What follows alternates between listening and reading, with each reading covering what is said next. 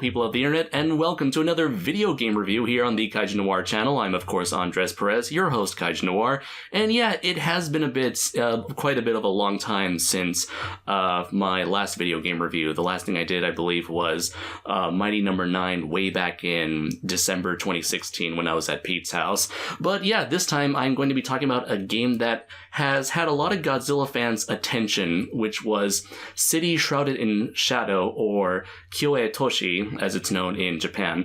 I might actually just stick to that name because it just sounds much more easier than City Shrouded in Shadow. I always thought that was kind of a mouthful of a title. But I'm not going to do this alone because I actually have a very good friend of mine, one that I've known for about 10 years at this point. He is the reason why I actually came to Japan. Give it up for my friend, Jonathan.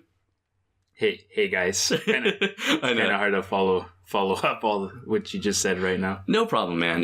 Just relax. I know it's your first time recording in front of the mic, but yeah, it's just, us two giving our basic thoughts on this video game that you and I played through. Yeah. So this game was actually announced, I want to say a year or two ago I think it was like plans for a PS4 and PlayStation Vita release, and then it kind of disappeared off the face of the map, and then eventually over the course of 2017, more news came out in, Japanese game magazines. Godzilla fans were learning that more and more of their favorite characters were included in the game, until it was realized that this was a game that featured characters from Godzilla, Gamera, Ultraman, Evangelion, and Patlabor, which was probably the thing that Godzilla fans were the least familiar with. And so a lot of people were really into checking this game out because this was the first time that it featured so many characters all together in one game. But as we'll explain, this is a story where it's technically a crossover game, but none of the characters actually appear on screen together, like outside of their franchises. So I'm sure that's going to disappoint some. But yeah, we're here, we've actually played the game, and I'm surprised there hasn't been a lot of videos dedicated to the game outside of like basic Let's Plays, and most of these are probably done by non-Japanese speakers or people with little to no knowledge of the Japanese language. And that's another topic we'll get into, about the importance of needing Japanese for this game in order to enjoy it to the fullest, because I highly doubt this will ever get an American release. What do you think, Jonathan? About whether or not it's going to get an American release? Yeah. Oh. Well, I don't know too much about how games get American releases or not, right, to be honest. Mm-hmm. So, but I don't know, based off of what you showed me, mm-hmm, and what I've seen regarding like reviews and stuff for the game, mm-hmm, I feel like most people don't really like it. I don't feel like it's gonna, all the attention that was originally there might have faded thanks to a lot of these more popular reviewers. Right. Just kind of crapping all over it. Yeah, like the few people that have actually talked about the game based on their own experiences. They're just, this game's kind of trashed. You don't really do a lot. There's no point in playing this game. It's kind of like what happened to the PS4 Godzilla game. I showed it to you like a couple months back. That was a game that came out as kind of a pretty low budget, like licensed tie-in game, and once it came out, everybody kind of shat all over it, from Ben Yahtzee from Zero Punctuation to Angry Joe himself. Mm-hmm. But yeah, I get a feeling this is to me, I know you never got this impression, but to me, this felt like a very cheap, low-budget attempt that kind of relied a lot on its license to carry out most of the appeal for the game. Right. For me, like I said, I don't know, other people are way different, mm-hmm, but I've always felt like I grew up playing video games, and right. I guess to give some context, you're much more of a gamer than I am. Well, okay, sure. At least I always got that impression. We'd have to sit down and compare like which games we have or haven't played, because I feel like you've played a lot of games that I've never played. Okay. Based off like games that you have in your collection, and just games that you talk about. Right. In general, but I think that if like for GoldenEye, that thing ran like under 20 frames and stuff, and I really liked that game. And just games in growing up, a lot of them I mean, I, for some reason, never really paid too much attention to the frame rate unless it was completely 100% like, this is unplayable. Mm-hmm. And I know there's a lot of other people who grew up playing games and their standards changed. Yeah. Like, I don't know, like, how true this is. Maybe they themselves always say, "Oh, I've been playing games since I was, I don't know what age or whatever." Yeah. And I always feel, and I don't think that this game holds up to standards. Like, I feel like the standards have changed, blah, blah, blah. Mm-hmm. But I feel like I'm not sure how much they actually played, like, on a serious level when they were younger. Mm-hmm. Because frame rates, I mean, even a newer game, if the frame rate's lower, as long as like it's playable and it's fun or whatever, then it doesn't really bother me. And I've had a PC. I've had a PC that can run stuff at really high frame rates. Mm-hmm. I've had stuff. I mean, I've had N64s that sometimes can go really low in frame rate, and that's why for me, I feel like this game didn't really bother me with that. Okay, then. Yeah. So you're very open-minded with that kind of stuff. Yeah, when it comes to, as long as I can play, and then a lot of that, I don't know, for some reason it gives up some sort of charm to me if it lags. Mm-hmm.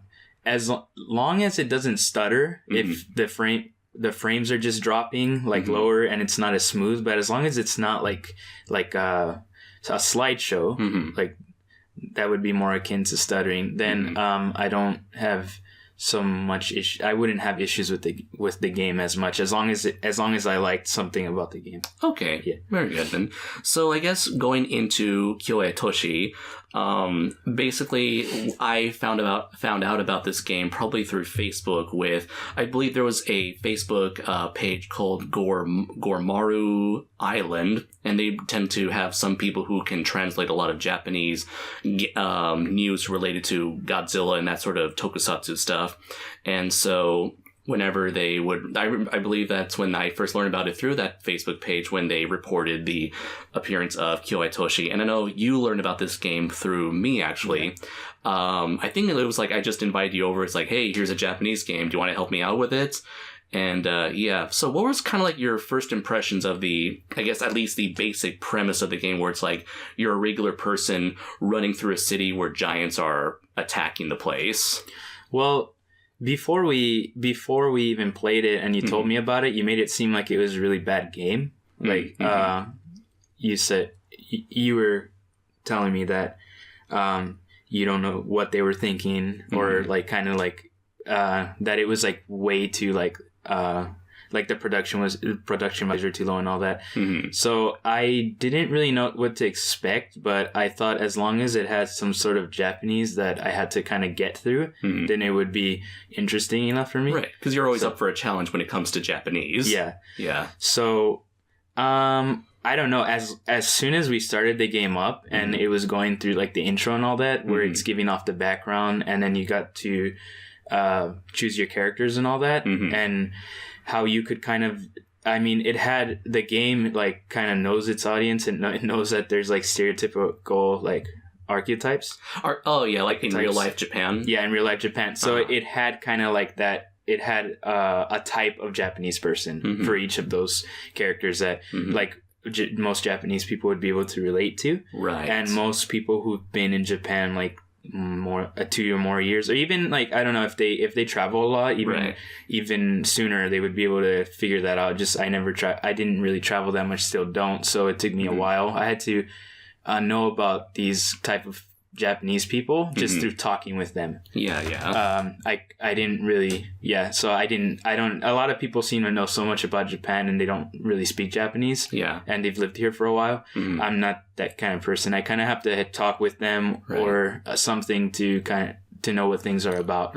So those, when they had those 4 stereotypical type of like Japanese dudes, I already thought it was like interesting, because I was like, well, this is like very, very, very, very true. Yeah. And it's so cool that it's in a video game like that. Okay. Like they're kind of it's a parody of Japanese culture. Yeah. And Japanese people made it, so that was neat. Right, yeah, right. And I guess mostly when you think of Japanese video games or Japanese entertainment, it's not so much a reflection of Japanese culture, but it's just like some heightened fantasy world of what the Japanese creators like wish Japan was like.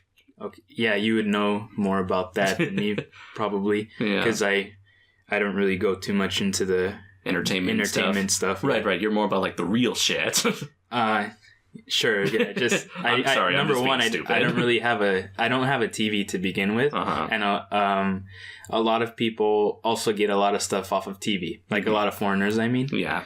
And I just miss a lot of jokes that are made in a lot of things that like people with TVs have. Yeah. And even if they don't understand Japanese, like they get a lot of stuff off of TV. And just TVs are kind of expensive. So right. That's another. Yeah, that's another issue. That's another issue. That's a really huge issue, actually. And I guess going into this, you had. Well, I guess with the exception of Godzilla, because you and I, we watched Shin Godzilla last year, the previous year, back in 2016, and even the anime movie we saw together. You outside of those, you have like almost next to no experience with any of these like characters or franchises. I almost got really into Godzilla one time, because I was at GameStop and I was going. I really like Twisted Metal, so they made and I really like WWF, WWE. So they had like a Twisted Metal version of that, and around the same time they had Godzilla Destroy All Monsters Melee, and I wanted to buy more games for my GameCube because I had just gotten that. Yeah. So I was like torn between them, and asked the employee at the time. Like I didn't really know. I didn't really go online to check for my this was stuff. Like 2002, so it's like I don't even know if GameStop was even I think it was probably around. Actually, it wasn't even GameStop, it was EB Games. Sorry, GameSpot. I was thinking GameSpot, the website. The website. I did go on GameSpot, but that was the only one I went on, and both of them had around the same review score, so which was like around the 70s. Yeah, it was like it's okay. But I liked that I liked Melee, like Smash Melee, so I thought, well, maybe Godzilla can kind of be like that because it's like a fighting type game. Yeah. So I asked the employee immediately said, I think you should go with Godzilla, even though I was about to get Twisted Metal or the WWE Twisted Metal. Oh, right, because you and the rest of our a couple of our friends are actually really into those the wrestling games. Yeah. Okay. And at the time I was especially really into like WWE because they were good at that time. Yeah. But so I got Godzilla and I thought it was great. Like as soon as the intro opened up and the monsters are like fighting each other and stuff, I was like, wow, this is amazing. So, and then as I played it, I'm like, oh, we only have 3 characters. And then I started to unlock more and more characters.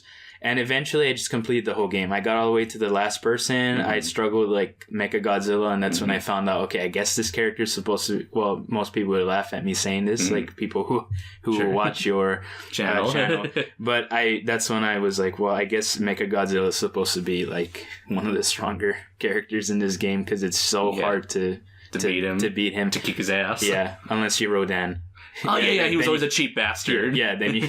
So, I started to around the same time after upon like completing the whole game and really getting into the game, Comic-Con came around. Oh, okay. And that's when I'm like, oh, I'm gonna look for Godzilla stuff at Comic-Con because now I'm like a big Godzilla fan. And I'm not exactly sure what happened. I think I was trying to get some. I thought they were action figures and Godzilla action figures, and they weren't. And it was just like they were like some really cheap like kind of like $1 store type of toys. Like it's like a generic like dinosaur toy that's vaguely in the shape of Godzilla with no spines on his back. It wasn't even a toy. Like if you would flip the thing underneath, it was kind of like a puppet. You know, you could stick your finger underneath. Oh, I've seen those. Yeah, they have almost every Japanese hobby shop here has those. Okay. Yeah. So I think maybe the guy got them somehow from Japan, and I bought them. And around the time, like I don't know, like. I think something just distracted me. Well, I didn't like the things. I thought they were actually like toys like action figures. And then something might have distracted me, and I just stopped. I didn't get as much into Godzilla as I thought I was going to get into. So something just came in the way. Yeah. Yeah, you didn't have any like one of these babies. Right. Just getting one of my NECA figures of Shin Godzilla here, ladies and gentlemen. Yeah. Well, I still think that these are cool, and I did want these. Just at that time, I just never came across money. Right. So it was really rare for me to get cash. So that's another thing that was like, well, I paid like $30 for this little set, and it's like not that great. Ouch, it was. So it kind of like made me. I mean, at that time, I was like, I don't know how old, maybe 11, 12, maybe 11. I don't know. I don't remember, but it kind of like steered me away from like, I don't know. It's probably a really dumb reason if you think about it. Like if you like in hindsight, it's like really stupid, but that. I don't know. I just kind of felt like indirectly betrayed somehow, and I didn't really continue. I still like Godzilla. Like I still like to. I think the movies are fun and all that, but I just didn't turn into like a super big fan of it. Right. So I think maybe what you should have looked for, since this was like the 90s, maybe you should have looked for those. You probably don't know what these are, but for anyone who was a Godzilla fan in the 90s and 2000s, there was like in America, there was an American company called Trendmasters, and they produced a series of really nice Godzilla figures, probably smaller than this NECA figure right here. That had like a lot of detail. All the characters had like a ridiculous amount of muscles. Everyone's like they were pumping iron, like I don't know, like Arnold Schwarzenegger or something. But yeah, if only I think if you would have found those Trendmasters figures at Comic-Con that one year, maybe that would have like changed your life forever. Who knows? It would have been like that. Yeah, one of those like alternate timelines. Maybe you became the Godzilla fan and not me, and you'd be the one inviting me here to this podcast. Yeah, sure. Yeah, I don't know. There's just a lot of that is also very fuzzy. I can't really pinpoint. Maybe I still liked it after that. I don't know. I feel like there's games or there's something that can just like come into my life, and then it just like steers me completely away from something that maybe other people would just have fallen on. Yeah. So that it would just have been all over, but I just didn't. It didn't happen. It got just like. I didn't really get too much into this kind of things to sum it up. Right. And then I guess for when it comes to Gamera, Ultraman, Patlabor, Evangelion, with the exception of Evangelion, it's like you had zero experience, right? Right. I didn't know. Well, you showed. I think we might have watched Gamera. I don't know. Maybe, I'm not sure. I did show you a couple Godzilla movies back in high school, but I definitely didn't know like those crawling things. Like I didn't know what those were. I didn't know what anything else was. I knew what Ultraman was. Yeah. Godzilla in the game, and Gamera. Right. And Evangelion because we watched the whole thing. We saw we saw the whole entire series. We saw the end of Evangelion, and we saw the first Rebuild movie with one of our buddies. Yeah. Okay. But yeah, the rest of the people I didn't know. It would just you were telling me, well, this is what this is. Yeah. So, but I was just nerding out.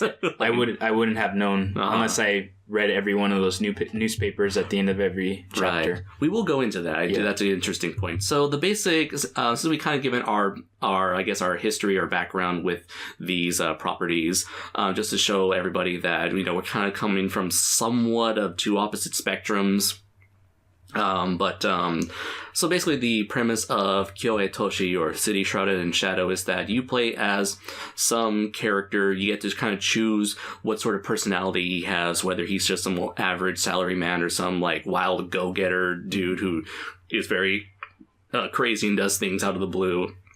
And you're meeting a girl, and this girl is apparently your childhood friend, but you can actually choose what sort of relationship you two had before. But I don't think it really plays in much into the story after that, but we'll get into that.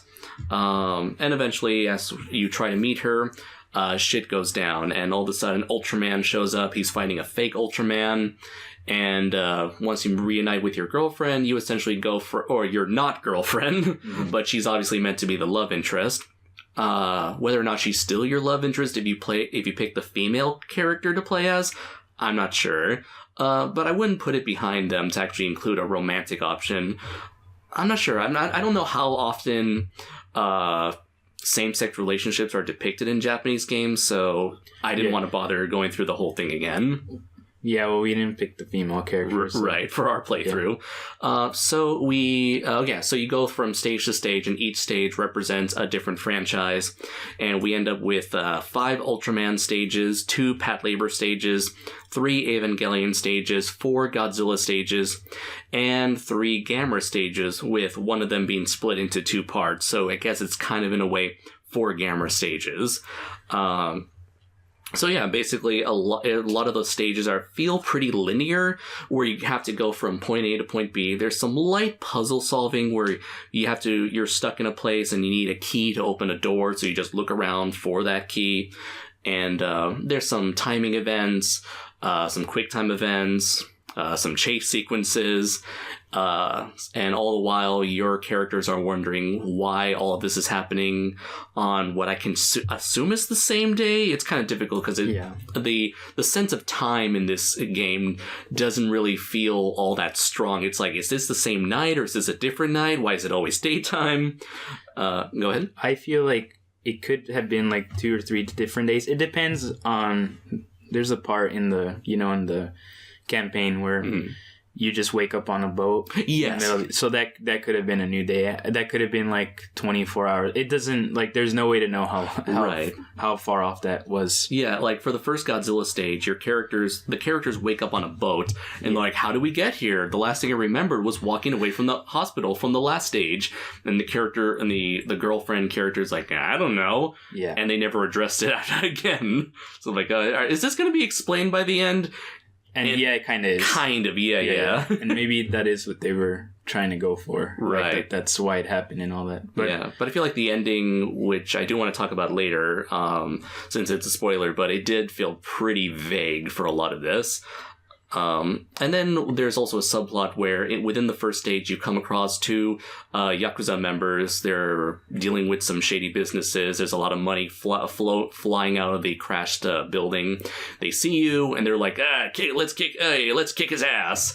And for like the most ludicrous of reasons, they decide, just because you witnessed them with a lot of money with 0 context, they decide to chase you through all these giant monster and robot and alien events throughout the entire game. It could also be, I think, like most of the options at that point was try to get the money. Oh yeah, that was another option. Yeah, you can try to get the money. That would provide a good motivation. I think most of the were made to aggravate them. Yeah, to make them chase you. Mm-hmm. So, but yeah, did you want to talk about were you planning on talking about this later? Did you want to talk about like the environments and how everything relates to, like Japan? Real Japan. It's very Japan. Yeah. Everything's very not outside of Japan. Yeah. From a gameplay perspective, it is kind of limited in what you're able to actually do. I mean, you can walk, you can run, you can crawl, you can do like a what do you call it? Or dodge roll or something, like a not front flip. What do you call it? Like you duck. You duck and roll, I guess. Duck and roll. There's some quick time events where you press a button and you move out of the way. And as part of the story, your character for some reason has the ability to have glowing purple energy out of his hands, and that somehow gives him the ability to have like a spider sense, to predict when something's going to happen, which ties into the quick time events. It's like, oh shit, I gotta dodge this. Press the square, purple light, and you dodge. But that's all it does, unfortunately. So yeah, there's walking, running, crawling, rolling, and that's basically it. There are some driving parts where you can drive a car, you can drive a motorcycle, but those are like for scripted events, which are very limited, few and far between. But yeah, the most of these sections, especially early on in the game where things are more relaxed, there's a large emphasis on exploration, where if you do go from point A directly to point B, and don't bother talking to anyone or clicking the option to read anything, it's a pretty short game. very simplistic. Even the gameplay is very simplistic, almost no challenge. But the game does provide a lot of options for exploring the world, and I think that's where a lot of the appeal to this game is, which is going to piss off a lot of kaiju, Godzilla, tokusatsu, and anime robot fans, because they want to play as the monsters. They want to be more directly involved in like the actions of these characters, when really you are just a regular person just walking through Japan and just exploring Japan, kind of like some weird civilian simulator. It feels more like a simulator with hints of like a 3D choose your own adventure type of feel to it. Mm-hmm. Yeah. What do you feel about this aspect, the exploration? Yeah, I feel like that's one of the reasons why I like the game. Mm-hmm. Like I liked it was that for me, having visited the places that I have, mm-hmm. which they're not too many. Mm-hmm. Like there's way more things you can do in Japan, way more things that I haven't done. But like I feel like this place can be based off most of the metropolitan type cities, like mm-hmm. Nagoya or Tokyo or something. Mm-hmm. So when we started walking through the street and just looking at all the character models and just hearing what people were saying and all that, I felt mm-hmm. like, wow, this is doing a pretty nice job mm-hmm. of creating like what people usually talk about and stuff, mm-hmm. and what people are usually doing. Right. And yeah, I feel like if it did get ported over to the US and it would be really difficult to translate this game. Mm-hmm.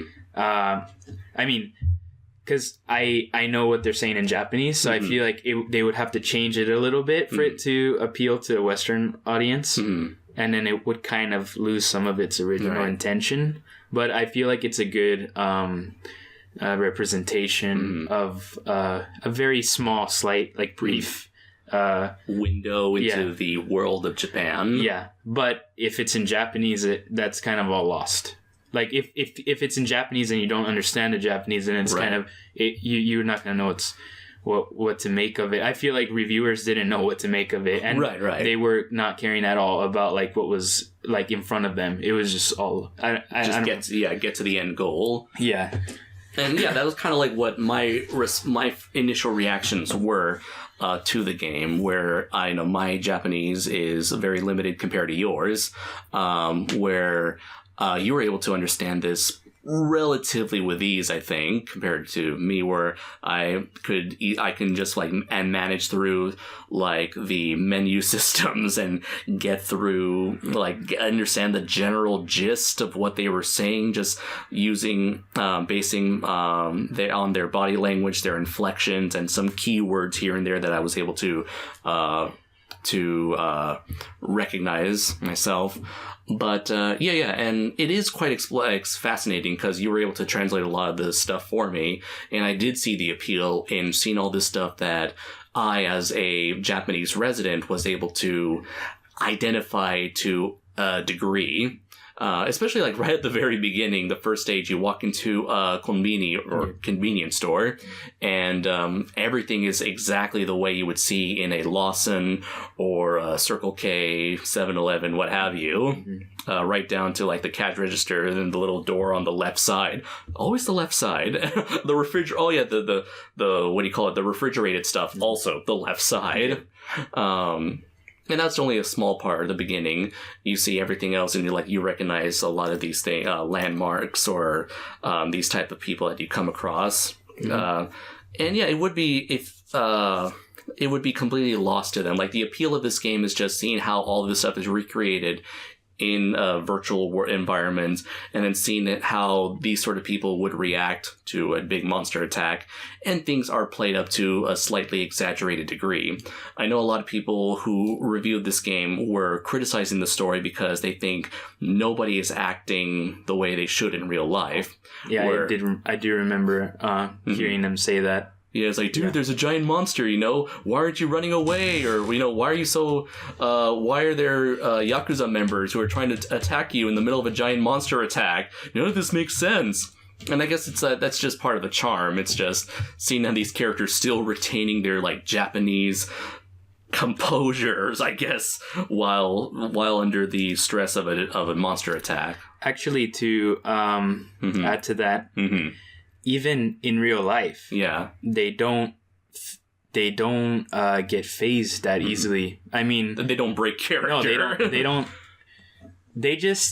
They're so used to trying to be calm, trying to avert like chaos and all that. I mean, just as a real life example, I went to work one morning and the principal and the vice principal were talking to each other, and they're like happy as can be, and they're talking about like North Korea sending missiles, and one of them's like, oh, like we got like I'm not sure what the like warning was, but there's some kind of warning, like some like that. Oh, the fake warning, right? Yeah, I think it was like an actual warning. Oh, the real warning. I think they were talking about warning on TV. Yeah. And the other one's like, was it another North Korea missile? Were they trying to send another missile to us? And then the other guy's like, you're funny. Yeah. Those probably was. Fucks. It probably was another missile. And it's just like then they did like missile like training, like what to do in the event that North Korea launches a missile. Kind of like those like old school like Cold War duck and cover commercials. Yeah, and the way they do it is like they take it very seriously. Everything is in order. Nobody's smiling. Everything's serious. But like when the principal, like after everyone gets to the like escape area or whatever, like the emergency area where everyone's supposed to gather, the principal has to give like a speech. And his speech is just like, okay, that was well done. In the event that like this actually would have happened, like that's really good. I mean, we did really well, and you know the drill. It's like you know what to do. Yeah, it's like we all know what to do. Japan seems to have like they have like a system. They have a system already because you know how they get hit by everything. It's by earthquake, just by every natural disaster. Yeah. Like Mother Nature really wants to kick Japan's ass. Yeah, right. So I mean, this could be seen. I mean. It's really weird even like talking about like that if a giant monster would actually like come on to Japan and start attacking. Like I don't think they would react the way the Western audience thinks Japan should react. Yeah. Because Japan is pretty cool. Yeah. Not like oh, that's a cool. Oh, like, you mean city. like cool-headed? Cool-headed when it comes to this kind of stuff. Yeah. They've been dealing with this for forever. Right. So, and even like we kind of saw a little bit of that with like Shin Godzilla, where a lot of it was based on like what would happen, how would like real world Japan and real world Japanese politics react to a giant monster attack. And we did see some of that attitude there, as nonchalant attitude there as well. I feel like that would be realistic. Yeah, you think so? They're not gonna. I mean, panic. They don't panic. I mean, even they were panicking in the game. You just have to understand what they're saying. Yeah. Like a lot of them are even the ones who aren't saying anything. I mean, who aren't audibly saying it, like who aren't screaming it. Right. You have to read the text. You have to read the text. Everybody's scared. Yeah. So everybody's saying like, "Oh, I don't want to die. Please save me." Like I don't know what to do. A lot of them are breaking down. They're in the fetal position in the game. I remember that. A lot of them die. To me, I do remember those. To me, the game gave off that despite what I just said about them being calm and trying to be as calm and composed to try to solve the problem as possible, they in the game people were being human and they were reacting in a way that like a lot of times they were in areas where they couldn't escape. Like, what were they going to do? Jump off the bridge? Probably. The bridge, the Mothra bridge level. Yeah. And they were saying like, I'm scared and all that. On the boat, I'm scared and all that. Like, I don't want to die. Please help me. They were often asked the main character for help. So when it comes to the reviewers saying that, I think they didn't know, what was really happening. Yeah. If you don't speak the language, you really lose a lot of the context to this game. And that context is like, this isn't really an action-focused game. It's more, like we said, it's dialogue-based, it's exploration-based, it's kind of like taking a peek into these characters' personal lives. And I know most Americans are probably not into like that very slow-moving more relaxed style of gameplay. I guess most gamers are more into like beating up enemies, shooting down, mowing down waves upon waves of energy, having more of like a direct impact on the world. Whereas this game kind of takes things and puts it in a more passive direction. You play a passive world. You don't really have any sort of direct impact on the big stuff that's happening. You're just merely doing the... how would you say, you're looking at this situation. The whole appeal comes from looking at this sort of generic monster attacking a city sort of situation and putting it in a new perspective. Yeah, and a lot of it is culture. It's not Japanese. It's not just Japanese. It is Japanese. But yeah, sorry to interrupt you, but I feel like a lot of these kind of games can only come from Japan, where I don't see this kind of game ever being made by an American studio. It would be very hard to sell the idea. I mean, the first time that I noticed this kind of thing was not in Japan. Like this kind of like this analysis of like the difference between like the Western culture and this culture is that when I went to China, I went with a group of my Chinese friends to watch Superman. What was that new Superman movie at the time? Where he doesn't really... There's really no enemy. Like, he's the enemy. I don't remember it. Like, I think, Man of Steel? Yeah, that one. Okay, sure. The end of, like, the one that snaps the dude's neck at the end? I just remember at the end there were tanks that were, like, all in formation ready to shoot at him. And he's like in his outfit, he's like, I'm not gonna, like...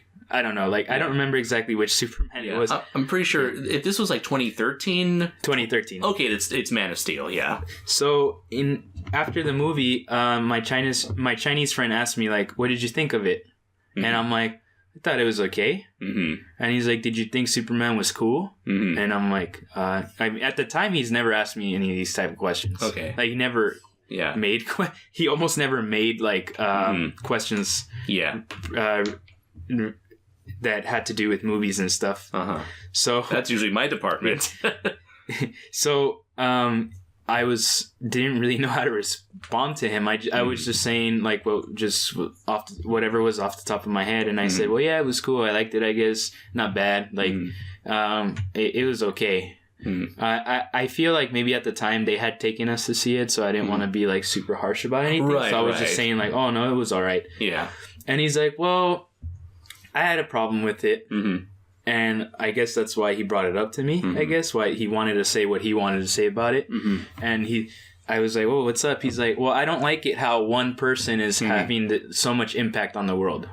Why is it that one person is going to save everybody? Well, we have to work together as humans." Like he was giving me his, I guess, I don't know. I'm pretty sure China does think like this based off other interviews that I've seen about like North Korea, the relationship between North Korea, China, America, and all that. They don't like it how the U.S. is trying to have so much impact on the world. They're saying the U.S. should mind their own business like China does. Basically kind of like the stuff that Team America World Police was making fun of. Yeah. So,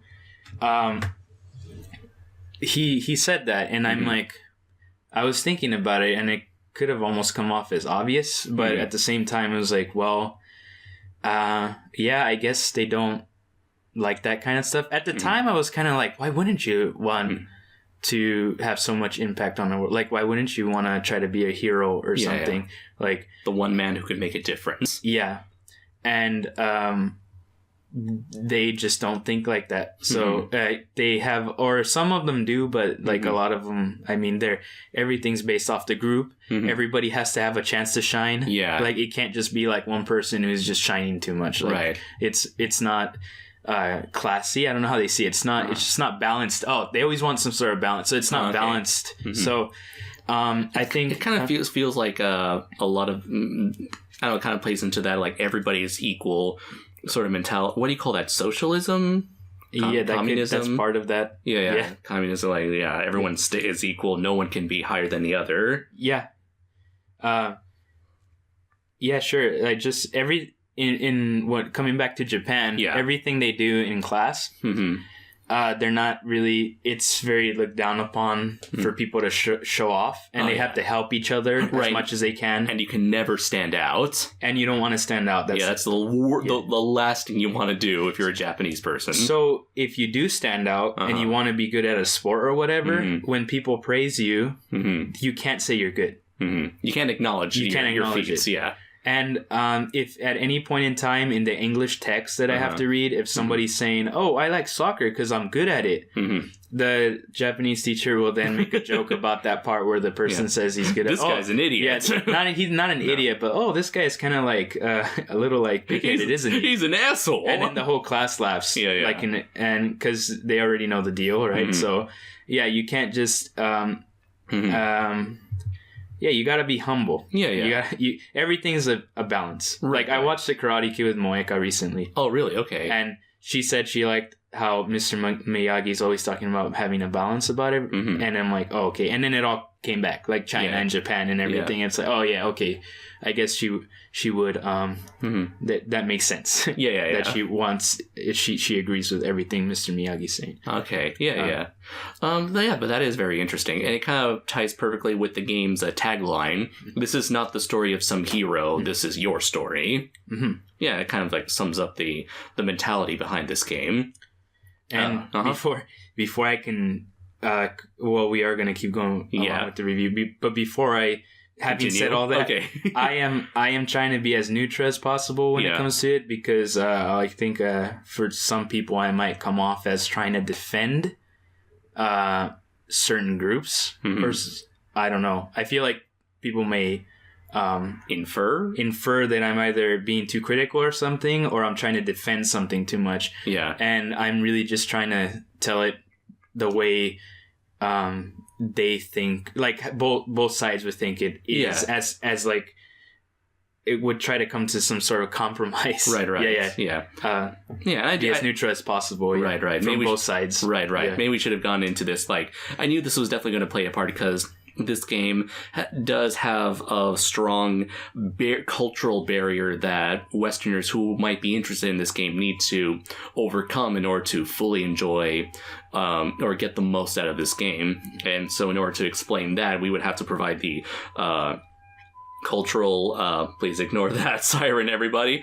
If you've seen my channel and my recent podcast, you've probably heard that annoying siren every now and then. Don't worry, it's just the latest kaiju attack. It's nothing special.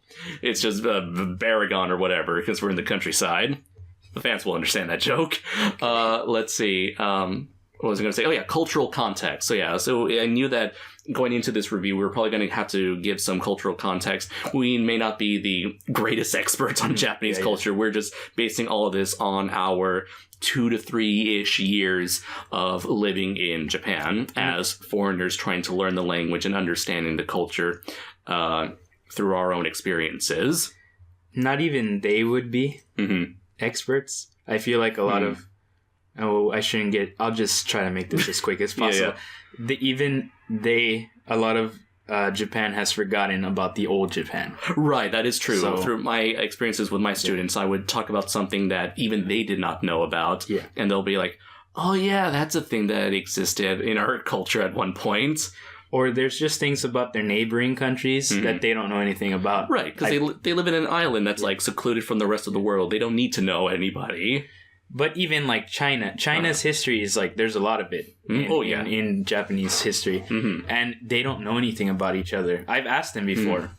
I don't know if I was doing it on purpose or not, but I've asked them, what do you think of Chinese people? I asked, when I first came in, I couldn't speak that much Japanese. Right. I asked an English speaker who was, I was hanging out with her all the time. And she said, I think we're about the same.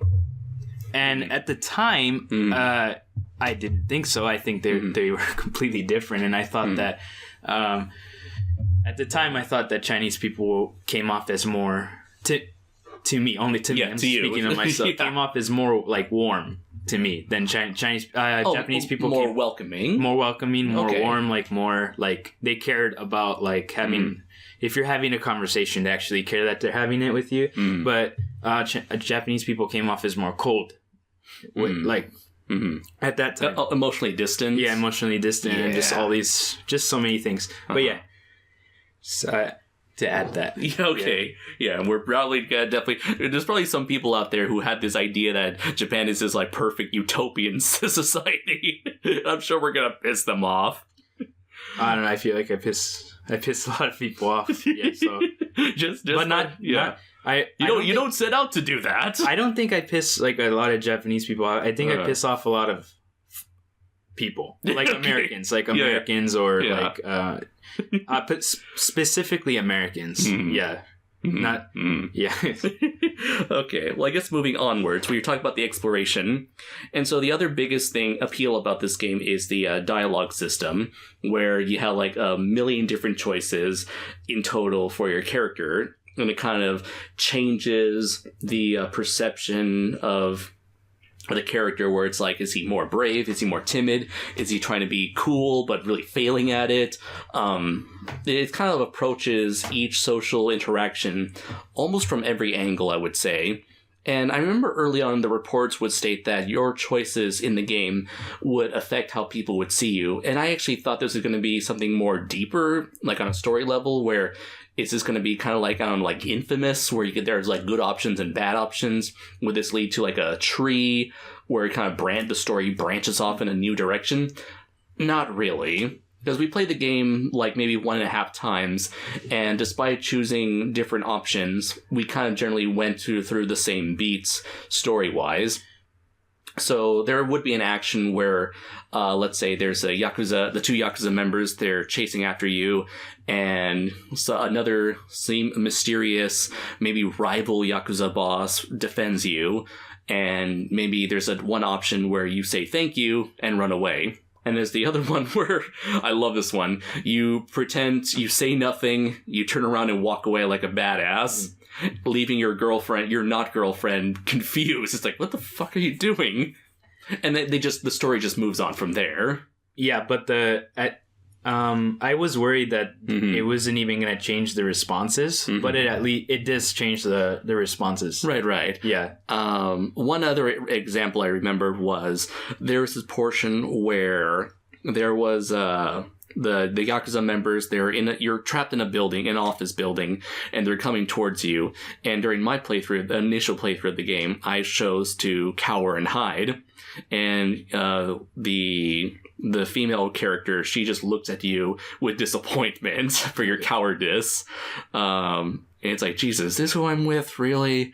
And during our playthrough of the game, we chose the stupidest and silliest option, which is is a big appeal for this game, I guess, is choosing the silliest option in which you pretend to be a cicada. Yeah. And the funny thing is he was using a Japanese onomatopoeia. That, of course, the thing I hate about onomatopoeias in Japanese is that they sound nothing like the actual sounds. So like whenever I think like cicadas, I think wee wee wee, and when he's doing, he's going and at that point, what was it, like the Yakuza memory? He's like, oh, did you hear that? It's a cicada. And it worked. It worked. You were able to escape like that. Right. No matter what option you chose, you were still going to escape, whether or not you hid or you made a sound or anything. But at least like those little character moments are amusing enough to see how they would play out. Yeah, but I am a little disappointed that it wasn't like deeper, like it didn't actually had a lasting impact. Yeah, it didn't affect the gameplay. Yeah, or the story. Yeah, or the story. Yeah, well, another one of my favorite moments where we chose like the silliest option was in the first stage, where you find this, like, you have this purple power, or I guess like the power of the spider sense power, as I call it, and your character decides, we chose our character to go like, oh, I have all this ultimate power. Yeah, it's brimming within me. Yeah. Like you're about to turn Super Saiyan. Yeah. Oh! Yeah. Yeah. What were some of your favorite dialogue options? Or are there any that you remember?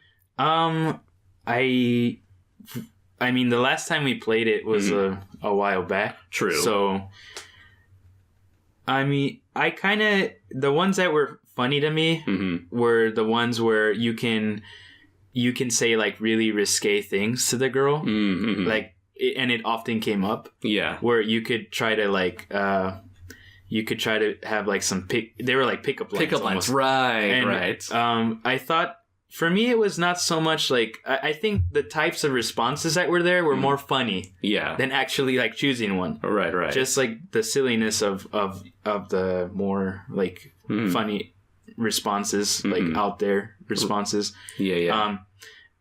I mean, I don't remember a lot of them, but I do know that the responses were one of the things that I noticed at the beginning of the game. Yeah. Like when we first started it up. And I thought that those were, to me, they were really funny and interesting. Right. Like I liked them a lot. Perhaps one of my least favorite moments was you're trapped in an elevator and you're given all these dialogue options that you can just like run through. And one of the options I selected on my playthrough was to try to inappropriately get with the girl since you're all alone stuck in this elevator. So it's like you're creeping on this girl. She's had her back against the wall. It fades to black and you hear a kicking sound and your character's left on the floor in pain. Okay. So it's like, it was like an attempt, one of the options was literally an attempted rape scene. We played up for labs because Japan. I was like, I am not comfortable with this. Yeah, I haven't really asked them their opinions on that issue, but I think it would not be anywhere near the the shock reactions you get from the West. Right. Especially nowadays, where it's like after the whole Harvey Weinstein thing in Hollywood and the hashtag Me Too movement, there's like a large push towards being as respectful to women as possible, equality across the board. And yet, I've noticed this was like a trend in Japanese entertainment. I'm not sure if you've seen it with your your limited exposure, but there has been quite a lot of those like perverted characters who would like grope women or try to go after their underwear or whatever, and that character is supposed to be seen as the comic relief. They're supposed to be the funny character. Oolong from Dragon Ball or Master Roshi also from Dragon Ball are two big examples where it's played up for laughs. I have talked to them about that and about like just them being like the adult magazines and like the grabbing and all that. Not rape, but like just grabbing and I don't know, people would put those in the same category depending on our audience. I don't know. Yeah. So the way this is responses from girls, not guys, because guys kind of just like, oh yeah, some guys are like, the guys are more like, yeah, some guys are jerks, like the Japanese guys. Yeah. And the Japanese girls are like, oh well, that's just like, those are just the way like they act. That's the way like older guys act, or that's the way those kind of guys are. That's just the way they just accept it as that's life. Yeah. It's a lot of, and then they will say like, if it's only them and there's no other like Japanese girls around or friends, like they will say, well, I don't like it. Yeah. But they will still go back to, well, whatever. That's life. That's the way it is. Yeah. Interesting. Okay then. So let's see. I guess moving onwards, there are as you go through these games and you go through like level through level, there are moments where the characters in the background, those being like the giant monsters and robots and whatever, they do definitely shine. There's a lot of great moments. What were some of the moments that you remember that stuck out to you in terms of like the more spectacle fueled moments? I don't know. I guess maybe I played too many games that try to be like edgy and explosive. Yeah. So, what I remember the most about like stuff that happened is mostly just like the environments. Yeah. Okay. So that appealed to you more. That got your attention more. Yeah, the environment and the tone of the game, and the setting, and just the style, the overall style of it. Yeah.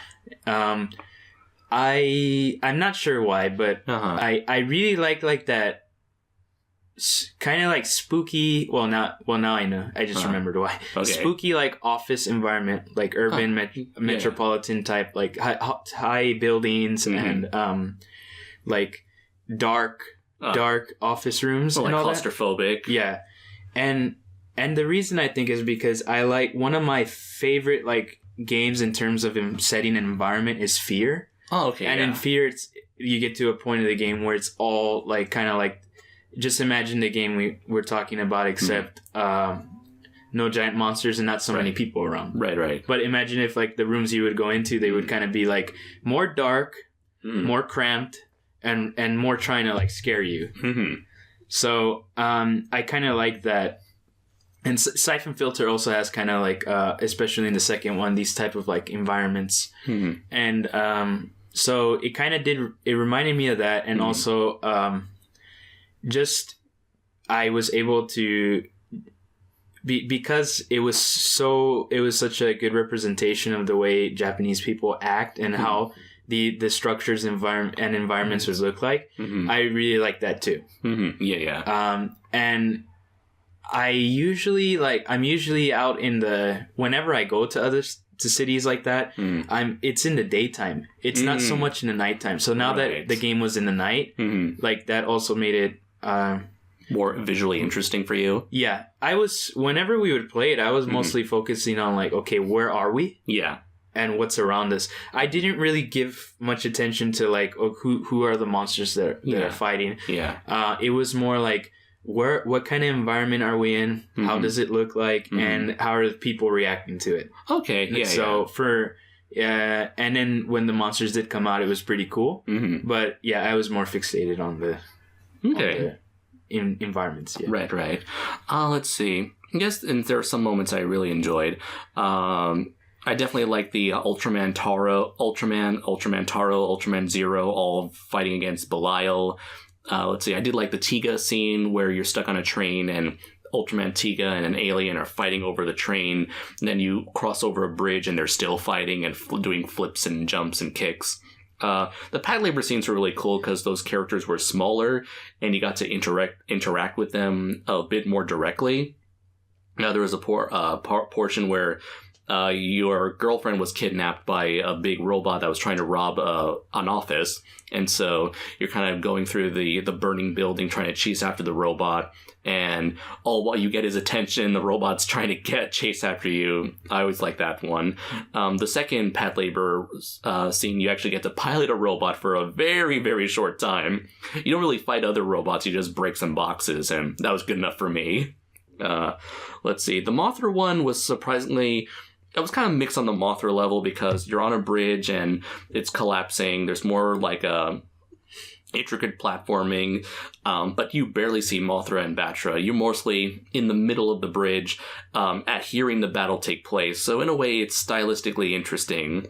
For like a giant monster fan, you probably will be disappointed like you don't get to see the fight happening in the sky, but from the gameplay perspective, it's pretty interesting being in the middle of an environment that is currently falling apart because of the battle upstairs. That's what I also liked about each of the sections. Yeah. I didn't mind not seeing the monsters as long as you could hear them fighting outside. Yeah. That I for some reason, I really like that too. Yeah. Oh, that was definitely the case with like the Godzilla versus King Ghidorah fight where you look outside the building and outside the window, you see that giant fight taking place outside. Let's see. Godzilla vs. Mechagodzilla is more direct because, as you and I saw, you actually get your characters tied up. You're desperately looking for something to cut your binds. The things are biting your hands and feet. All while Godzilla and Mechagodzilla, their fight is kind of slowly coming towards you. Let's see. Evangelions, they were also pretty cool. Very flashy.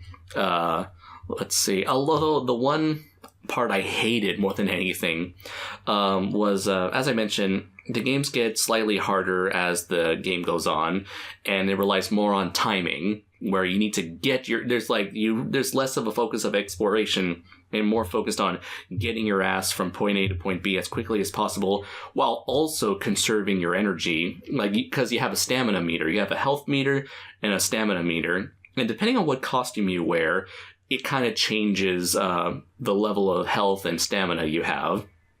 So if you wear for the Godzilla stages, you can wear the Mechagodzilla pilot suit, and that gives you a lot more health because it's kind of like armored. So when you're running away from you're being chased by a car, and this car can kick your ass in 2 hits. Because it's a car versus a man. So you need to hide behind a drink machine so that the car can hit that drink machine. Then you scoot yourself over to some garbage so that the car will hit those garbage. Then you run over. So you're slowly progressing while taking cover for the car to then hit you. And of course, this car is being driven by the crazy Yakuza guys. Oh, okay. Yeah, but unfortunately, after that, the rest of it becomes like a cutscene where the Yakuza members and the characters are talking to each other, all while the crazy stuff, the Evangelion stuff, with all 3 Eva units taking on that giant eyeball in the sky. What was it? Sahaquiel. As long as it's coming down, and there's this big fight in the sky that can determine the fate of the world. And, it's like, fuck that, let's just focus on this drama right here. It was quite absurd. As cool as, like, the Yakuza guys are, especially that one dude who's, like, trying to protect you, he was a pretty cool-looking character, and as cool as that was, it is pretty ridiculous to see how these characters are completely unfazed by the fact that if that giant angel lands on Earth, it means the death of humanity. Yeah, but the characters wouldn't have known that, right? Right, they wouldn't. These characters, it's kind of very interesting because a lot of people, Americans, initially thought that this was going to be some weird, like, trans-dimensional sort of crossover where it's like maybe these characters are from different universes and they're all colliding in the real world. But really, from the impression that we got, especially by reading some of those newspapers that you get to read at the end of every level, the newspapers provide context for who these characters are as if they always existed here. Oh, actually, the newspaper is coming off as information that the latest information that, I don't know, whatever top research analysts in Japan are gathering and then reporting. Yes, yeah. So nobody knows, like, what they tell us, like, their weight, how tall they are, and like some of the abilities that they've been able to observe, and they got the names somehow. Yeah. And that's all they report. Right. So I feel like they didn't know that they existed. Right. They just kind of like threw whatever they could together and then released that newspaper. Right. But then you see some things like in the Pat Labor stages, the first Pat Labor stage, you're in a building and you see flyers for joining the giant robot police force from the anime. Okay. I feel like that they wanted to make that a part of the universe, which is interesting. I just noted. What I just said right now. I just noticed right now. Okay, as you said that. Yeah. That out of all the things that are in this game, I feel like that for some reason is part of the universe than the other stuff. Right. Because the Pat Labor, unlike the Godzilla and Evangelion, where it's like mostly big, like monsters, the Pat Labors are things that are made by people. And we even hear people, certain background characters talking about taking over the company or, doing some business with the Pat Labor, the labor company. For those who don't know, Pat Labor is an anime that's basically about, it's like a cop, dramedy, where in the future people use giant robots for all sorts of heavy lifting, heavy duty, physical work. And so, because it's a society where giant robots are a thing, the police force themselves use giant robots that they pilot. And it's more connected into that society. I also noticed that when you play the Evangelion levels, you would see like the big hatch that opens up from underground as Eva Unit 1 would pop up. So it's like it looks like that hatch was always there to begin with. Same with Mechagodzilla. This is like the recent version of Mechagodzilla where he was made by the military. So you see some jets hovering next to Mechagodzilla as if the military is like corresponding with Mechagodzilla or whoever's in charge of that mech. So it does feel like these characters seem to be a natural part of that universe. And this kind of reminds me of another crossover game series called Super Robot Wars. In Super Robot Wars, it attempts to combine a lot of continuities from different giant robot anime and barely explains how any of it is supposed to fit together. It's just, this is a universe where all these characters just happen to coexist with each other. Let's move on. Oh, that's what you meant. Yeah, I was talking about... what I was referring to... Well, we only read like that one newspaper article to begin with. Yeah. But when it came to the I guess the special guests that were from outer space, they acted like they didn't know about them. Right, yeah. Although, if you think about like, none of the characters seem to recognize, none of the characters, like, we did a lot of exploring, and we saw that none of the characters outside of the labors are ever mentioned. Like, no one says, oh, look, it's Ultraman. Oh, look, it's Godzilla. Nobody ever says that. It's just, they use the word Kyodai, I think, which is just like the word for giant. Yeah. They don't use kaiju. They don't use anything. What was it? What was it for alien? Seijin. They don't say Seijin or Uchujin or kaiju, Dobutsu, whatever. And they just stick to the generic term Kyodai, which is just like a generic word for giant thing. Or just giant. A giant, yeah. A titan or whatever. Like adjective. Well, yeah. It could be a noun too. But yeah. Yeah, maybe they had that stuff in the newspapers. Mm-hmm. Maybe, I don't know. We didn't really read all pay attention. Yeah. I mean, they just they would take time to read, because at that time I didn't. I just couldn't read them as fast as I can. Yeah. So I just found like the world building quite peculiar. And let's see.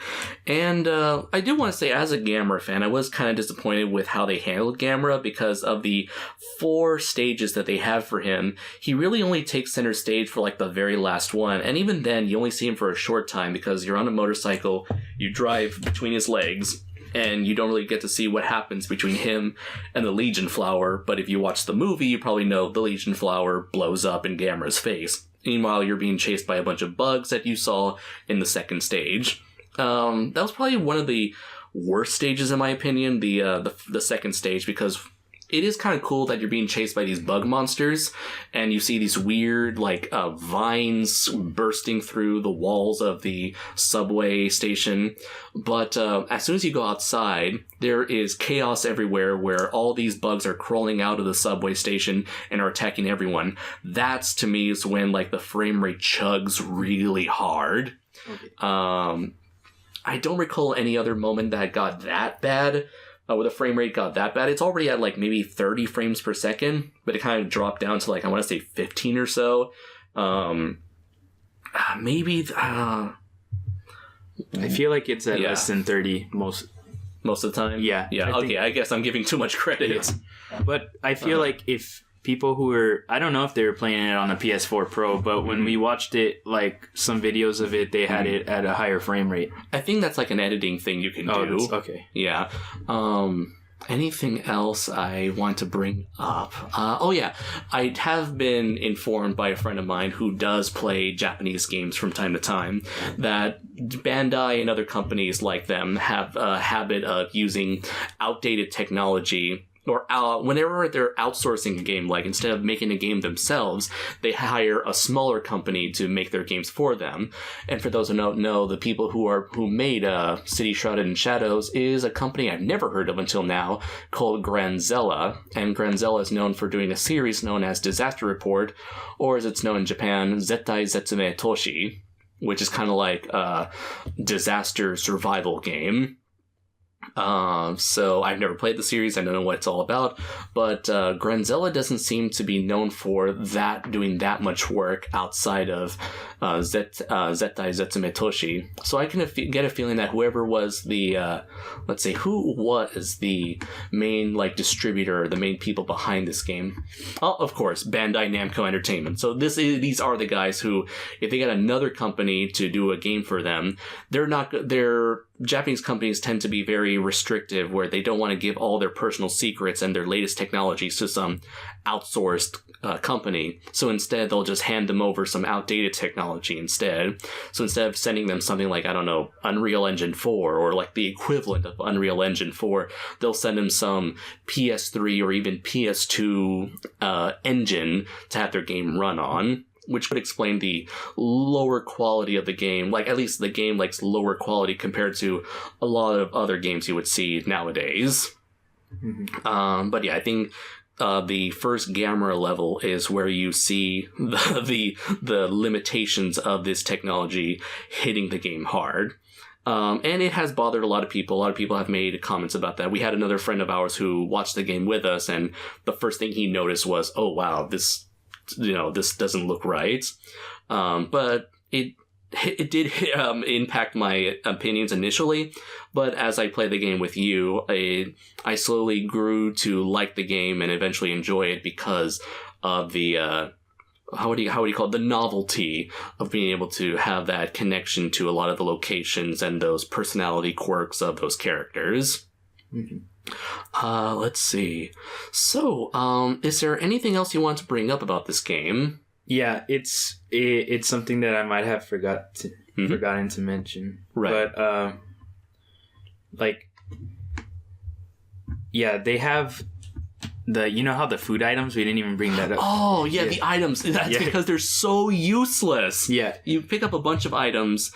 Some, I guess, are food that gives you health, or some are accessories that can give you more stamina or more health. Some are like magazines, I think. And at the end of the game, there's, I guess, some options to buy extra costumes, but I'm not really sure because it's not really clear. And I did get the day one DLC that gives you a mystery costume that changes depending on your environment. So if you play an Ultraman level, you're dressed as a Science Patrol member. If you're in a Godzilla level, you get the Mechagodzilla pilot uniform, and so on and so forth. But yeah, it's pretty useless. And throughout the game, there are these like little glowing orbs or chips, and if you collect them, I think they're supposed to act as money to buy stuff, but we didn't spend a single cent or the equivalent thereof of that game's currency, so a lot of it was really pointless and unnecessary. Yeah, I'm not sure what that does because I didn't play as many of those areas that might have required it. Yeah, so I don't know what they said like further into the game, but what I meant by the like food items and all that is that the game likes to, well, it made everything, even the most subtle things, it made them like a big deal kind of thing. Like the save points. Yeah. Every save point is like, it's not just a save point, it's an area in the game that has to do with the environment you're in. Yeah. And the game will say, okay, well, this is like this is a drink machine. It can do this. Yeah, it'll explain stuff. I don't. It's kind of interesting that that's in there. I don't know who it was directed to, but it'll explain things about like the environment as if like, I'm not really sure. Do you think they were trying to make it more like relatable to like the audience? Like, I see that thing in real life. Like that save point has to be something from real life. Let's see. Like it was a vending machine. Yeah, and then there was like a sign or something. There was like a sign or something, and then some poster. Yeah, or some lockers or a monument. Yeah. You're right about that. Like if you look at something like Kingdom Hearts, a save spot will just be like in the middle of the road, and you just go there and do your save business. But for here, they went out of their way to make the save points part of the environment, a natural part of the environment. So maybe that was to help that's part of the immersion factor, where maybe they take a lot of stuff that Japanese people are familiar with and say, hey, see this thing that you've seen everywhere in your life? Go there. That's your save point. So maybe it's just to help the immersion factor there. But that is a good point you raised there. I don't see a lot of people going out of their way to make custom save points for every single level. But then again, there's only like 17 levels, and each of them probably has 2 or 3 save points, like if you wanted to take a break. Let's see, anything else? Not when it comes to like our current theme or topic. Okay, then. Yeah. So, let's see. Would you like to give your final thought, overall, like, summarized final thoughts on this game? And who would you recommend this game? And if so, to who? Relating to that, what did you wanna bring up? How much, like, how important Japanese is, or do you think we talked about that already? We had talked about it quite a bit, but let's do that now because this is like the main requirement to anyone who is interested in this game. I'll let you take over. Okay, well, I think that you need. I mean, I don't know. Some people enjoy games like without knowing what's going on. They'll like pre-order an RPG, and they don't know what's going on with the story, but like they'll just play it. They enjoy the gameplay aspect or whatever, but I don't even enjoy those. Right. But I want to know what's going on. I never did enjoy like a Japanese game that like I couldn't read. Like, so I've done it sometimes, but usually it's like a Gundam fighting game. Oh yeah, I guess I did play fighting games. Yeah, like and didn't you like pre-order a Kingdom Hearts one time, Birth by Sleep? And I didn't like it. Oh, okay. Like I loved the aesthetic, and the music, and just I thought it was amazing. I'm like, man, this game is so great. I was so in love with the world of Birth by Sleep when it was when the Japanese copy first came out. Yeah, but I couldn't read anything. Like at that time, I thought that if I take. I mean, this is gonna sound stupid to people who have got into an advanced level or who did a lot of research when it came to Japanese before even attempting to take up Japanese, to learn it. That I thought I could at that time. I was like 18. I thought I could take just one class and I'd be able to get like. At least 25% of the game. Be able to get like MLG Pro. I thought at least I'll be able to at least understand 25% of the game. I understood like nothing, or maybe less than 1%. Right. After taking a beginner class. Yeah. Which that was the first time that I didn't know what was going on. Even having to, I took one whole Japanese class. Yeah. And I didn't know how the sentence structures ran. Oh wow! Okay. Yeah, I didn't even know. That's like one of the first things I had to learn. Yeah, because you learned it here. Yeah. Where you're forced to in the U.S. if you take Japanese class, I don't know if they're still like that. Yeah. But the last one I took, it was still like that, which was 4 years ago. Right. You did not have a high opinion of how Japanese is taught to Americans in America. Right. I thought that.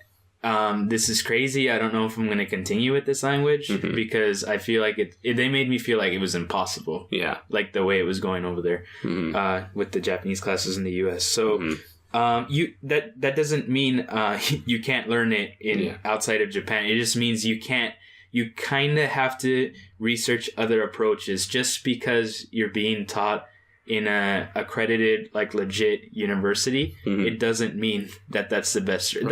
That's another thing that I learned from taking Japanese that it just changed my whole outlook on that's getting way into another tangent. Right. So but it does remind me of some friends who are trying to take some lessons and in order to better understand a lot of the media that my friends and I tend to enjoy. But it does come with a warning that if you try to take up Japanese lessons in America, there is a possibility that it would still leave you underprepared for the consumption of this level of Japanese. Yeah. Oh, right. I didn't even mention the level of Japanese. Well, I mentioned.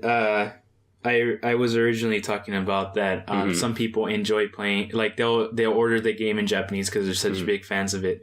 Well, with this game, I feel like you can't even do that. And I feel like it's so we have evidence that people ordered the game and tried to review it and they just hated it. Or they were just trashing it. Yeah. And because you need to know Japanese at a pretty high level, much higher than Kingdom Hearts. Oh yeah. I mean, it doesn't even have the fun game, action-filled gameplay that some people would ignore the story for. Yeah. Here, this game is all story. It's all dialogue. It's all talk. And that's basically the main appeal. I can't stress this further that, learning Japanese and listening to these characters, understanding them, that's the main appeal of the game. If you don't speak Japanese or if you have a super low level of Japanese, you're going to miss out on a lot of stuff from this game. Also, we were talking about, we did give that cultural context, right? Yeah, we did. That this is a genre that maybe some Americans are not really all that into. And that's okay, that's perfectly fine. Everybody has their own subjective thoughts and feelings towards these different genres of games. But, this is something that would definitely appeal. This is a game that really was made for Japanese people in mind, not for general fans of Godzilla or whatever, no matter what country or what language you speak. And now it's good. I mean, it's good that you brought that up because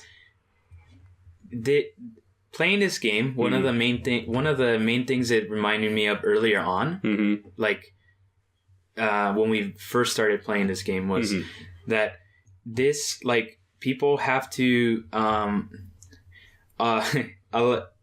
Japan is for Japanese people. Like, everything, I mean, a lot of things that are done in Japan, I mean, they are trying to be more pro-foreigner now, like people from other countries, but... Right, especially Australia. Yeah. Because they're, like, the closest, like, first world country to the next to them. Yeah, and Australia has a lot more... It's easier for them to get work here. Oh, yeah, For an American, it's really strict, but for an Australian, it's much easier. They don't need a bachelor's. Oh, really? Yeah. Okay. So, everything that's... I feel like many things that are done in Japan, it is for Japanese people, first and foremost. So, even... coming to Japan, if you're coming as a tourist, it's amazing. If you're gonna come to study abroad, it's amazing. It's great.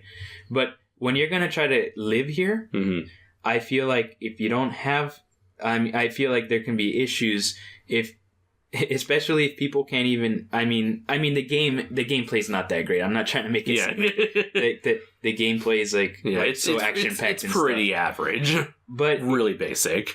But it's there are gonna be things that this game represents that I think a lot of people are gonna be turned off by should they choose to live here without knowing Japanese. So Japanese, I know that I feel like it's related that Japanese is not only needed for this game because it was made for a Japanese audience. I mean, even with my lower level of Japanese, I still needed my knowledge of reading hiragana and katakana just to navigate the menu systems. But anyway, sorry. I would argue that I'm not even trying to... It feels like I'm trying to preach something. I would argue that...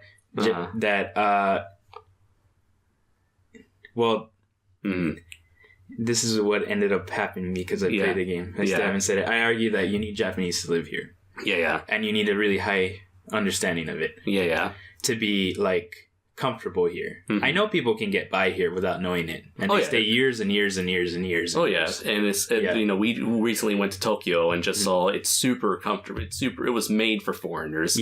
All Tokyo. It's like it's not even real Japan. Tokyo's just who put it that way? I'm not sure. Maybe Augie. Maybe our friend. One of our friends said that it's kind of like just a Disneyland. It's just like the whole thing's a Disneyland for people. Like it's tailor made for a foreigner to come, stay no more than the what you can stay for as like a tourist, no more than those 3 months, and then get out. That kind of thing. You can get out. So. Yeah, that's mainly what I got from after playing the game and liking it, then watching the reviews and seeing how others interpreted it. I just immediately thought, okay, well, there's a lot of it's very interesting because I'm not really so much into the subject matter, right? But for those who are into it, it's very interesting how they'd react to living here. And that's all I'll say about that. I don't want to go into more, but I honestly don't know how they react. Maybe they'd have great success. I have no idea. Who knows? Because I feel like very few fans of this sort of media have the dedication to actually come out here to Japan and try to attempt to do what you and I have been doing. I don't want to make it sound like I'm better than everyone else. No, I don't want to. It is really difficult to talk about this kind of thing and try to remain as neutral as possible. And because I get what you're saying, that we can really come off as you're not as cool as us. No, it's not that. You were just lucky. It's just a precaution because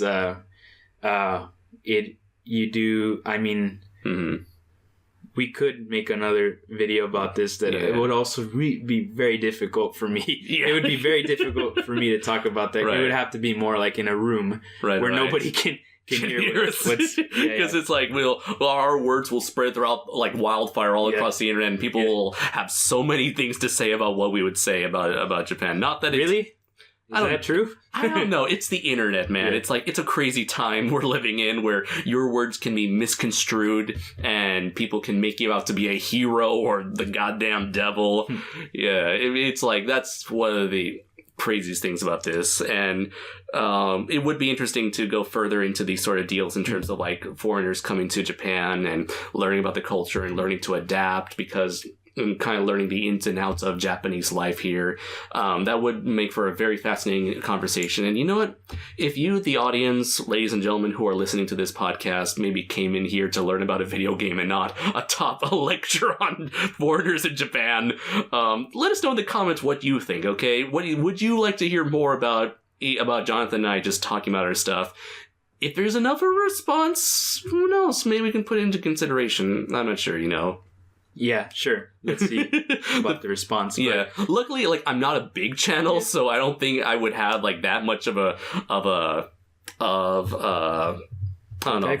impact. Yeah. So maybe it's just like the few dedicated fans who follow like everything I do. Maybe they'll be interested, and we can make a video like specifically for them. Yeah, that sounds a little more comforting. Yeah. Because again, like my videos, I like to think that they don't have much reach, and I think after seeing some of my friends who have made great success on YouTube, way bigger than me, and seeing all the kind of attention they've received, I think I'm glad to be as small as I am.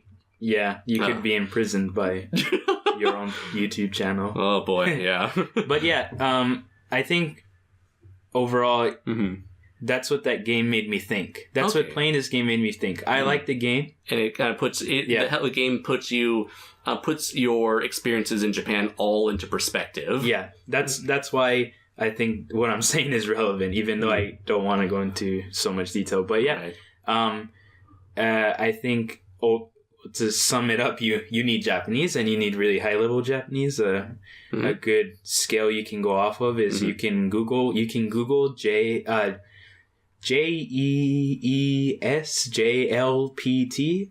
You can Google this website. You can put it into English, and there's like a overall, like, there's a structure that goes from N5 to N1. N5 being the lowest, N1 being like you are legit fluent in Japanese. And I think you need close to N1 to be able to, unless you studied kanji really well, you could get away with N2. But I feel like you would need N1 to enjoy this game, which is. I mean, that means you can work in Japan. So yeah. And you have N2 currently, and you were able to pick out most of the dialogue options, but it took you a while to read through all the kanji. Yeah, I at that stage, I didn't. Well, I didn't study so much. Most people I meet and run into who get to like N2-ish level, they study a lot to get to that level. They study a lot of kanji, they study a lot of grammar, they study for years and years and years and years. I tried to take as many shortcuts as possible, and despite being able to understand the level of Japanese that I do, it's applying it is sometimes still difficult. So yeah, I that's why I would recommend N1 for somebody to be comfortable with the game and be able to get the most fun out of it. So yeah, it is important. And, yeah. Okay then. So to approach things from a more technical level, the premise itself is very fun. There are some nice action moments. There are some nice bits of fan service and homages to the media that this game takes inspiration from. The gameplay itself is very basic, but the story and the interactions, the exploration is all very fascinating, especially if you have the Japanese there to help you and make the most out of your experience. And like what Jonathan said, it is a requirement to know Japanese in order to get the most out of this game, unless by some miracle this game gets a Western release. But even if it does gets a Western release, I can only imagine how they can take a very Japanese game and make it appealing to Westerners. They probably have to rewrite the story and rewrite all the dialogue options from the ground up, removing a lot of that cultural inspiration that led to these character interactions in the first place.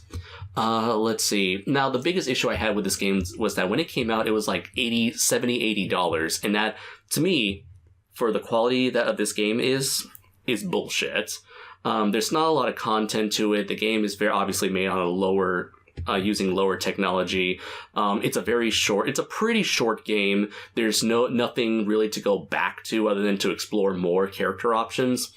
But to me, it's not worth an $80 or $70 or even a $60 game. Luckily, I found the game like days after its release, and I already found a used copy that was marked down at like $50, and even then, that's probably a bit too much.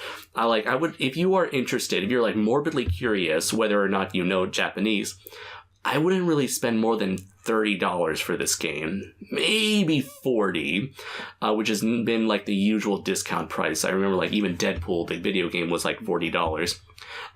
Even then, I've seen this game go here in Japan has gone down really fast in price, and I guess it's not that popular from what I can tell. No, it was popular. Just people are.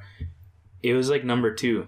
It was like ranked number 2 at one point. Right. Overall sales. Yeah. So, just there's people taking it back. There's a lot of people taking it to use game stores. They think that's why the price is dropping. Okay. It's not difficult to find. Right. Yeah. Like, we've seen it would take forever for a game to go down $10 or $20, but I never found a game that went down that fast. The games can go down and up.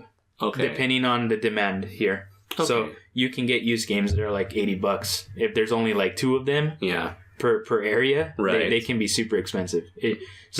I see a lot of copies of this thing at the store. Yeah. But if there's only like 2 left in the store, it might go back up to like $50. Yeah. Kingdom Hearts. Yeah. Kingdom Hearts, the collection, there was like a drought. You couldn't find it in stores. So it was like 6,000 even used. Like the 2.5 collection for PS3. Yeah. And then as soon as as more of them started to appear and use game stores, they went back down to like $30.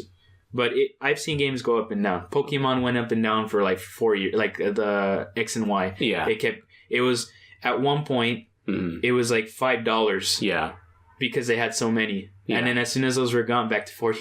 Back to 40 for a used copy. Yeah. I see then. But with that in mind, I wouldn't recommend buying this at a high price. Try to look for it at a discount price if you can find it on eBay. For those living in Japan, in America, and those in Japan, I guess you got yourself a lucky break if you find it at a low price, which shouldn't be that difficult. So yeah, if I were to give it a number, I'd give it like a 3 out of 5, where it's like concept-wise, it's interesting. There are a lot of points where I had a lot of fun with it, but there's just not enough meat there for me to say, wow, this was like a really great experience. So yeah, I'll give it a 3 out of 5. So I guess that it should wrap things up for our hour and a half long review of City Shrouded in Shadow, aka Kyoe Toshi, as well as giving a little bit of a glimpse into our lives as 2 Americans living as Japanese residents here in good old Gifu, Japan. So yeah, thank you very much, Jonathan, for being a part of this. Without you, I wouldn't have been able to appreciate the finer qualities of Kyoe Toshi. And hopefully, if the audience likes it, then maybe there could be something else, further future collaboration in the future. Yeah, thank you, and sure, yeah, if there's interest. Yeah, absolutely. Yeah. Okay, then. So, yes, that does it for our review. I have been Andres Perez, aka Kaiju Noir. He has been Jonathan. And until next time, everybody, take care.